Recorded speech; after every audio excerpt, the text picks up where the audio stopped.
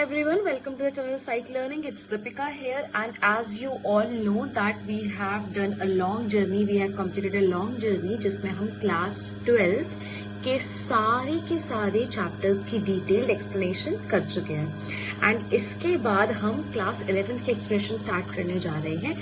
First of all I wish you all the very very best for those who are writing the boards exam, और जिसको भी need चाहिए help के लिए आप वीडियोस देख सकते हैं. उसके अलावा अगर आपको पर्सनल बेसिस पे हेल्प की ज़रूरत है और पर्सनल ट्यूशंस आपको चाहिए, प्राइवेट ट्यूशंस चाहिए, उसके लिए भी आप हमारे को कांटेक्ट कर सकते हैं इंस्टाग्राम के थ्रू, यूट्यूब कमेंट सेक्शन के थ्रू, ईमेल या व्हाट्सएप के through.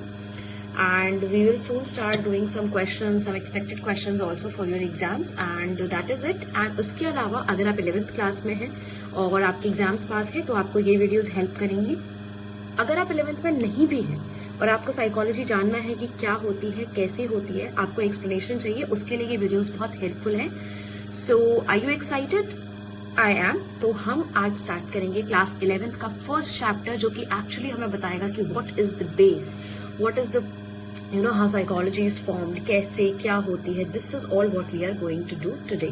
So let's start without wasting any further time. हम start करते हैं कि क्या है. So we will do chapter number 1, which is what is psychology. Psychology क्या होती है, किसे कहते हैं हम साइकोलॉजी, उसके क्या क्या टाइप्स होते हैं, क्या भी चीजें हैं, सबका सब हम बेस जो है वो करने वाले हैं. और चैप्टर हम आज स्टार्ट कर रहे हैं. हर दिन वीडियो आएंगी जैसा पहले हुआ था सीरीज में, and then one fine day we will complete all the explanation of the class 11 psychology chapter.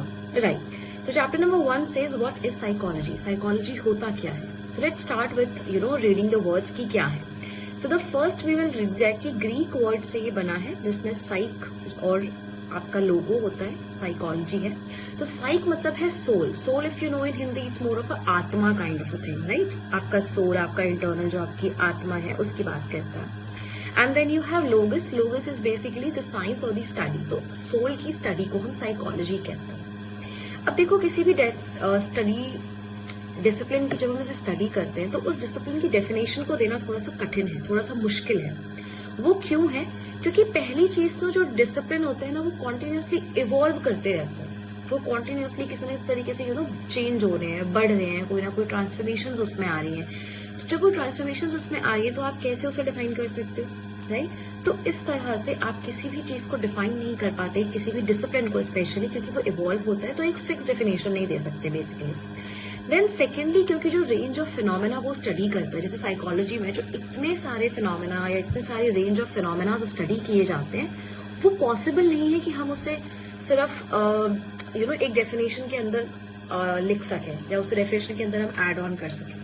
तो ये एक रीजन है जिसकी वजह से हम उसकी कोई प्रॉपर डेफिनेशन दे नहीं सकते. फिर भी हम साइकोलॉजी की स्टडी जो मानते थे वो सोल या माइंड की स्टडी को माना जाता था कंसिडरेबली. विद टाइम जो है उसकी डेफिनेशन थोड़ी सी चेंज हुई है. हम करेंगे क्या हुई है. अब देखो, इसमें किस तरह के फिनोमेना स्टडी किए जाते हैं. सबसे पहले इंडिविजुअल लेवल पे कि इंडिविजुअली मैं कैसी हूँ, मेरा पर्सनालिटी कैरेक्टरिस्टिक क्या है, मेरे रिलेशन, मेरी वे ऑफ रिस्पॉन्डिंग क्या है. इसके अलावा डायडाडिक कि मैं तुम्हारे साथ जो इंटरपर्सनल रिलेशनशिप्स कैसे हैं. Then you have group relation, जो आपस में ग्रुप में लोग कैसा बिहेव करें. देन ऑर्गेनाइजेशन में किसी के लोग हैं तो वहां पर वो लोग कैसे बिहेव करें. This is also comes in this. Then they also have biological as well as the social basis. अब इसमें क्या होता है, बायोलॉजिकल बेसिस भी होता है कि हाँ बायोलॉजिकली मैं ऐसी हूँ तो मेरे को ऐसा मेरा नेचर ही है. साइकोलॉजिकली भी होता है कि मुझे आसपास की सोसाइटी ने क्या सिखाया. That also plays an important role है. ठीक है.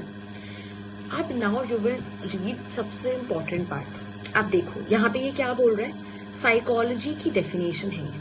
अगर आपको क्वेश्चन में आता है, अगर लॉन्ग क्वेश्चन में आता है आपको एक्सप्लेन करना है, अगर शॉर्ट में आता है तो फिर तो ठीक है, you have to do this way only. देखो, psychology is defined formally as a science which studies the mental processes, experiences and behaviour in different context. So basically psychology formally एक साइंस है जिसमें हम मेंटल प्रोसेस स्टडी करते हैं, जिसमें हम experiences study करते हैं और जिसमें हम बिहेवियर स्टडीज करते हैं. तो ये एक साइंटिफिक स्टडी है और ये हम कैसे स्टडी करते हैं, अलग अलग कॉन्टेक्स्ट में स्टडी करते हैं.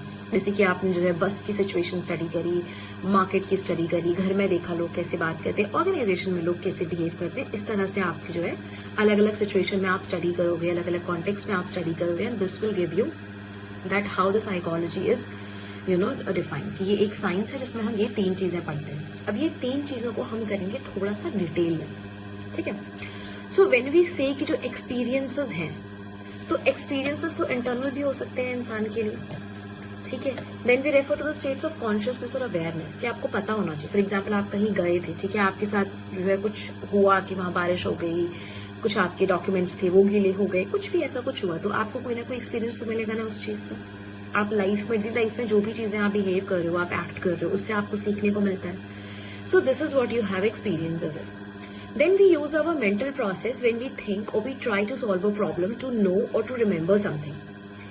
One level at which these mental processes are reflected is the brain activity. ये brain में कोई ना कोई एक्टिविटी हो रही है, कोई ना कोई चीजें हो रही हैं आपके ब्रेन में, and then you understand and you remember कि हाँ ये मेरे साथ हुआ था, आपने क्या कर रखा है उसमें, एक आपने बेसिकली आपको एक एक्सपीरियंस मिला है कि ये चीज मैंने याद करी, ठीक है। Then mental activities and neural activities जो है वो म्यूचुअली ओवरलैपिंग होती है। तो देखो आपको मैं एक चीज क्लैरिफाई करती हूँ यहाँ पे। मेंटल एक्टिविटी होती है जो आपके माइंड में होती है, एंड माइंड का कोई डेफिनेट स्ट्रक्चर नहीं होता। लेकिन अगर आप न्यूरल एक्टिविटीज की बात करो तो वो न्यूरॉन्स की एक्टिविटी या न्यूरॉन्स का फंक्शन है, और जो न्यूरॉन्स का फंक्शन होता है वो एक्चुअली ब्रेन में होता है। वो आपको दिखता है कि ये ट्रांसफर हो रहा है एक जगह से दूसरी जगह, या न्यूरॉन्स एक जगह से दूसरी जगह जा रहे हैं। सो ये चीजें आपको न्यूरल एक्टिविटीज कराती हैं। अब ये दोनों आपस में ओवरलैप करती हैं बट सेम नहीं होती, okay. Then you have you know, और क्या क्या कर सकते हो आप इसमें, this is we can do, okay. So this is what about is you have mental process. ये जितना भी हमने पढ़ा वो क्या था, मेंटल प्रोसेस था, कि हमारे ब्रेन में हो रहा है, हम चीजें याद कर रहे हैं, रिमेम्बर कर रहे हैं, हमारे साथ जो भी एक्सपीरियंस हुआ है, जो भी चीजें हमने देखी हैं, हमने सुनी है, हमने याद करी है, वो सब हमारे कॉग्निशन में है, वो सब हमारे दिमाग में है, राइट। देन दूसरी चीज होती है आपकी which is your experiences of the people. अब एक्सपीरियंस में क्या होता है कि एक्सपीरियंस थोड़े सब्जेक्टिव होते हैं। अभी हमने पढ़ा, ठीक है, हमें कोई एक्सपीरियंस होता है, हमें वो याद होता है, हमारे ब्रेन में रहता है, वो मेंटल प्रोसेस है। इसके अलावा ये भी मेंटल प्रोसेस है। देखो, किसी चीज को जानना, समझना, फील करना, किसी का भी मीनिंग निकालना, उसको रिमेम्बर करना, उसको रिकॉल करना, ये सब आपका मेंटल एक्टिविटी में आता है। बेसिकली जो कॉग्निशन पार्ट होता है ना, कॉग्निटिव जो पार्ट होता है, वो आपका मेंटल प्रोसेस में आता है। लेकिन एक्सपीरियंस क्या होता है, जो आप अनुभव करते हो स्पेशली। तो जो एक्सपीरियंस होता है ना वो बहुत ही सब्जेक्टिव होता है। फॉर एग्जाम्पल कोई चीज मेरे साथ हुई है एंड सेम चीज आपके साथ भी हुई है, बट हो सकता है कि मेरा जो एक्सपीरियंस रहा हो वो तुम्हारे एक्सपीरियंस से अलग हो, क्योंकि मेरी सोसाइटी अलग है, मेरा एनवायरमेंट अलग है, तुम अलग एनवायरमेंट में हो, तुम अलग सिचुएशन में हो, so it can be different. और ये जो एक्सपीरियंस है ना, ये सिर्फ उसी को पता चल पाता है जो एक्सपीरियंसिंग पर्सन होता है। हर कोई उस चीज को अंडरस्टैंड नहीं कर पाता कि ये क्या है, कैसे, राइट। तो जो एक्सपीरियंस होते हैं वो इसमें एम्बेडेड होते हैं हमारी कॉन्शियसनेस में, हमें वो चीज पता होती है, हम समझते हैं, देखते हैं अलग अलग सिचुएशंस, इसमें एग्जांपल्स लेके आप इन्हें रीड कर सकते हैं। Then you have behaviour, third definition. आपको ध्यान रखना है कि जो हम पढ़ रहे हैं अभी, इससे पहले हमने पढ़ा mental process, then we are doing experiences, and the third we are doing behaviours. ये तीनों चीजें यहाँ पर डेफिनेशन का पार्ट थी। That psychology is defined as a study of mental process, experience and behaviour. अब बिहेवियर में क्या होगा, for example you are giving response for the action. Reaction और रिस्पॉन्स को हम बिहेवियर कहते हैं। आप जैसे एक्ट करके दिखाते हो, आप जो रिएक्ट करके दिखाते हो, that is what is called behaviour, ठीक है ना। आपको किसी ने डांटा, आपने बदले में चिल्ला दिया, आपने कुछ और तोड़फोड़ कर दी वहां पर, दैट इज योर बिहेवियर। अब बिहेवियर कोवर्ट या ओवर्ट भी होता है। हो सकता है कि आपको बुरा लग रहा है, आपको अंदर ही अंदर बुरा लगता है, so that will be your covert behaviour, अंदर अंदर है। बाहर जो बिहेवियर किसी को दिख जाएगा, that will be your overt behaviour. मतलब जैसे आपने किसी की पिटाई कर दी, किसी को आपने अब्यूजिव वर्ड बोल दिया, तोड़ फोड़ कर दी, वो तो मैं देख सकती हूँ ना, सब देख सकते हैं दुनिया में।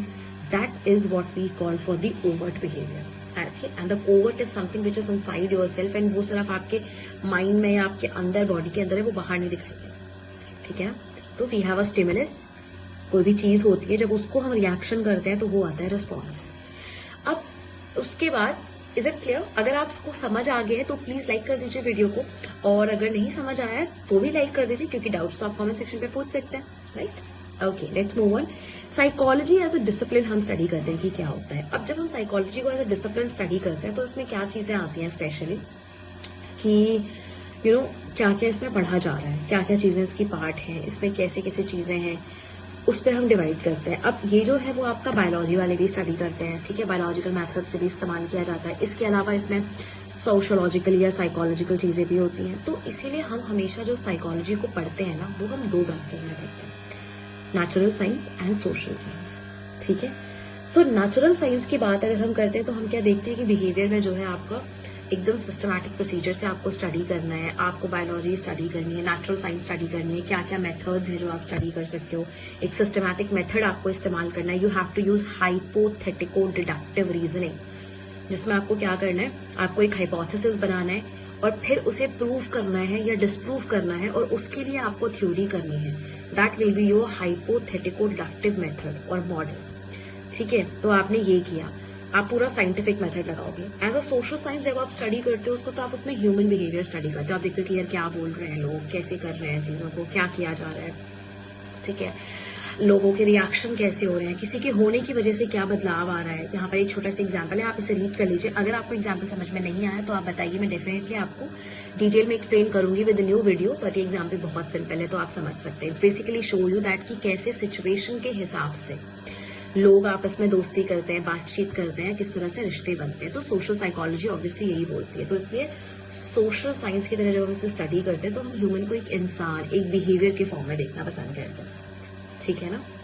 इसके बाद we have this shows that की जो साइकोलॉजी है वो ह्यूमन बिहेवियर के साथ, एक्सपीरियंस के साथ, सोसाइटी और कल्चर के कॉन्टेक्स्ट के साथ स्टडी करती है और उसको रीड करती है। आई होप आप लोगों को ये सब कुछ समझ में आ गया होगा। माइंड और बिहेवियर को क्या बोलते हैं, क्या मतलब है, क्या रिश्ता है, क्या होता है माइंड, क्या होता है बिहेवियर, ये सब चीजें हम कल की क्लास में कंटिन्यू करेंगे। तब तक के लिए वीडियो को लाइक कर दीजिए, सब्सक्राइब कर दीजिए चैनल को, कमेंट करिए जो भी डाउट है, समझ आया नहीं समझ आया, अगर आया तो भी कमेंट कर दीजिए कि समझ में आ गया। Do share the video, do support us so that हम फर्दर क्लासेस और फर्दर वीडियोस भी ला सकें। I hope you understood everything. Stay tuned and take good care of yourself. We'll meet in the next video. Bye bye. Take care.